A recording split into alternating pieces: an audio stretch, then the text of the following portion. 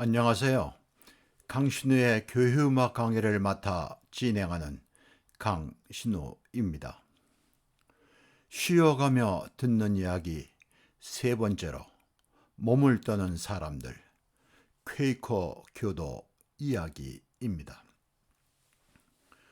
오래전 Friendly Persuasion이라는 영화를 보았습니다.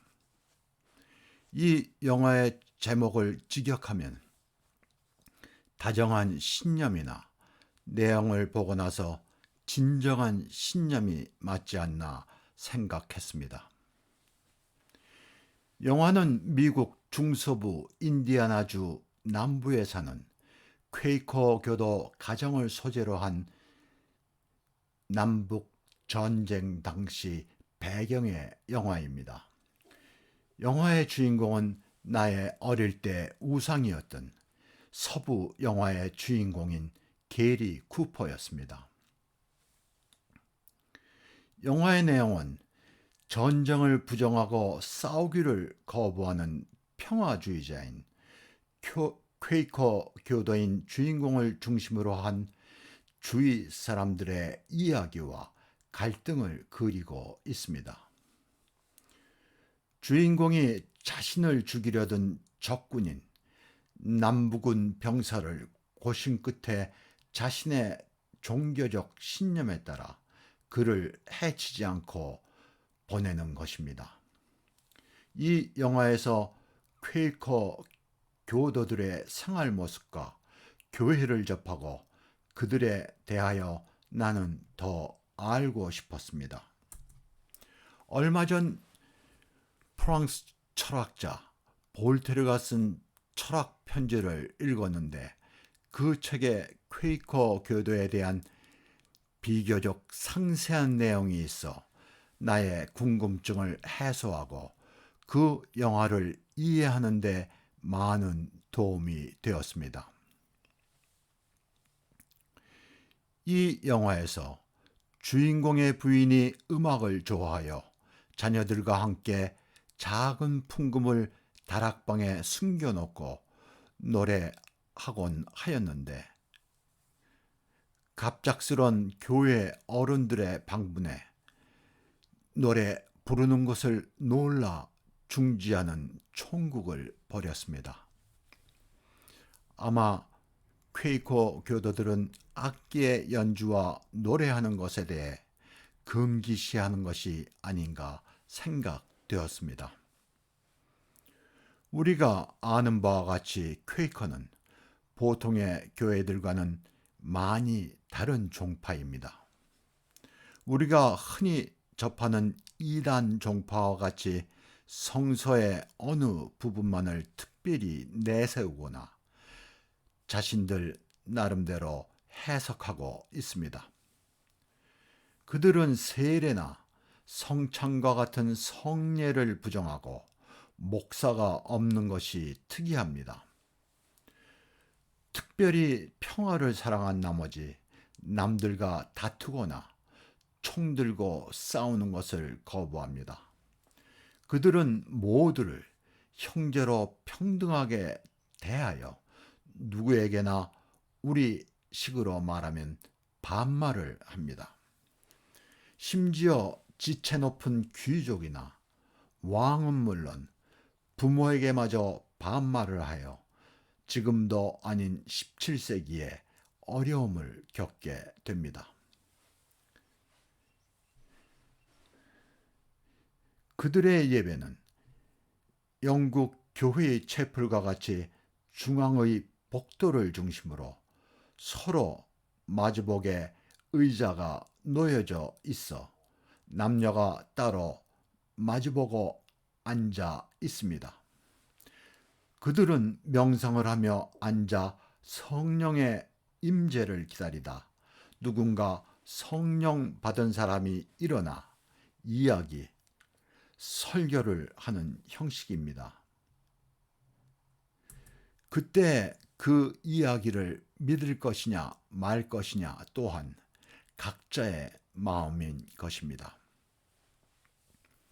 이때 성령 받은 사람이 얼굴을 찡그리고 몸을 떨면서 격렬하게 숨을 몰아쉬는데 몸을 떠는 것에서 퀘이커라는 이름이 시작되었습니다. 이들 가운데 일부가 미국의 펜실베니아주로 이주하여 필라델피아 시를 건설하였다고 합니다. 거기에서 그들은 원주민을 비롯하여 모든 사람들이 평등하고 평화롭게 사는 이상촌을 건설하였습니다. 어찌 보면 이들이 넓은 의미에서 진정으로 청교도 가운데 청교도라 말하는 경우도 있으나 일부 학자들은 청교도라 부르지 않습니다. 퀘이커들은 1655년부터 5년이라는 짧은 기간에 대서양 지역의 해외 선교에 왕성한 활동을 하였습니다. 이 뒤를 이어 해외 선교에 가장 활발한 활동을 한 종파는 침례교이며 이에 자극받아 영국의 국교회 성공회가 해외 선교에 참여하게 됩니다. 이들 퀘이커 교도들의 평등 사상과 노예제 반대, 당시 비참했던 감옥제도 개선, 그리고 사형제도 반대, 빈민 구제에 일선한 퀘이커 교도들이 있었습니다. 이들이 영국 사회 개혁과 발전에 공헌한 바는 적지 않습니다. 내가 본 2차 대전 다큐멘터리에서 영국 정부는 전쟁을 거부하는 그들에게 징집을 면제해주고 후방에서 군수품과 위문품을 만들게 배려해 주었습니다. 영국 최초의 초콜릿 회사 캐드버리는 퀘이커 교도인 캐드버리가 시작하였습니다. 당시 영국 사람들이 술을 많이 마셔 술을 대신하여 초콜릿을 만들었다고 합니다. 그 위문품에 그들의 아이디어 상품인 초콜릿이 전방의 장병들을 위해 포장되고 있었습니다. 퀘이커 교도들의 징집 면제는 그들의 사회 개혁과 발전에 대한 공헌과 전통적인 영국 사회의 관용적 유연성이라 하겠습니다. 영국은 지금도 왕과 귀족이 있는 계급 사회입니다. 제일 아래 노동 계급, 중산층과 엘리트 계급의 영어 악센트가 달라 쉽게 신분이 구별되기도 합니다. 그러나 일상생활에서 그들 서로 간의 명칭은 있으나 호칭이 없이 이름만 불리울 따름입니다. 목사님, 교수님, 사모님 같은 호칭은 사용하지 않습니다. 오직 호칭은 자식들이 부모를 부르는 아빠와 엄마뿐입니다. 이것이 퀘이커의 영향이 아닌지 생각됩니다. 18세기 영국에는 아리우스파, 4세기경 정통 교회의 교리인 삼위일체를 부정하던 이단 종파가 환생합니다. 그 교파는 유니테니안이라 불리는데 이들은 그리스도의 신성을 부정하고 하나님의 신성만 인정하는 반삼위일체파입니다. 이러한 이단 종파 외에도 영국에는 수많은 교파들이 있고 타 종교들이 함께하고 있어 왔습니다. 볼테르는 18세기 대표적인 철학자로 부유한 부르주아 상인의 아들로 태어나 귀족의 자녀들이 다니던 명문 학교에서 공부하였습니다.